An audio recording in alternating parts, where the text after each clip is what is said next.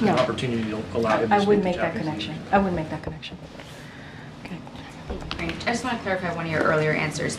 Did the administration send a direct warning to Iran not to attack Israel? We've been very clear. I mean, you heard from the president, right, and laid out our commitment to Israel and make sure Israel's security.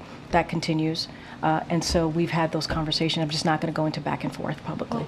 The reason that I think it's important to know is because you just shared earlier that the U.S. was quick to tell Iran directly that we had nothing to do with the strike in Damascus. The president hasn't minced words on his feelings about Netanyahu, but we haven't gotten a very clear answer on whether it was communicated directly to Iran, don't attack our ally. I just said we communicated to Iran.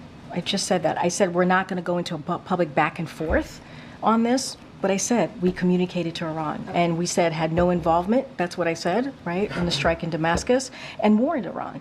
We warned Iran. So I said that at the top, and I'll say, okay. On the issue of inflation, there was a report in Politico on Tuesday that the former chief of staff, Ron Klain, was teeing off on the president's, talking about bridges all the time when he's out on the campaign trail and not talking enough about the prices that people are paying. We didn't get any statement today on the PPI index. Why aren't we hearing more from the White House about the issues that people are facing at grocery stores and paying rent?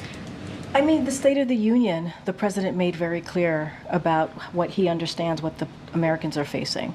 And he's talked at almost every event that he's had crisscrossing the country after the State of the Union about lowering costs, how important it is, and how there's more work to do. You hear that. In New Hampshire and North Carolina, he spoke about his work to lower healthcare costs.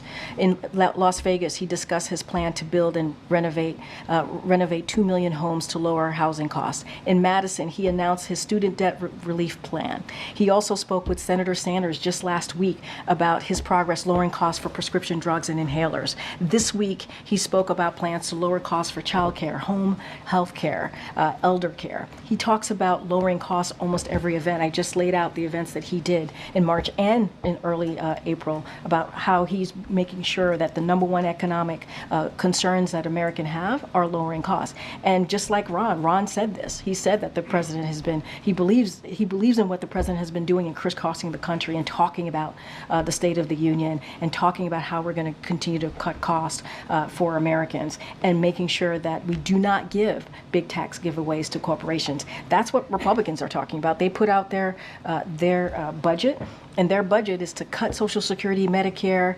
Medicaid. That's what they want to do. And we're doing the opposite. We're trying to protect that and lower costs for Americans. Is it at all inappropriate for the president to be commenting on what the Fed might or might not do with interest rate cuts? So look, the president, unlike the last one, has been very clear about giving the Fed the space to make independent decisions about how they're going to move forward on their monetary decisions. The president has always been very clear about that, and he'll continue to do so. And in his comment yesterday, he was also clear. He said, we don't know what the Fed is going to do, and he was simply reflecting on public interpretation of recent data, but he also said, we do not know what the Fed is going to do, and we've always given them the space to make those decisions, those monetary decisions independently, and make sure that, again, they have the space to do that.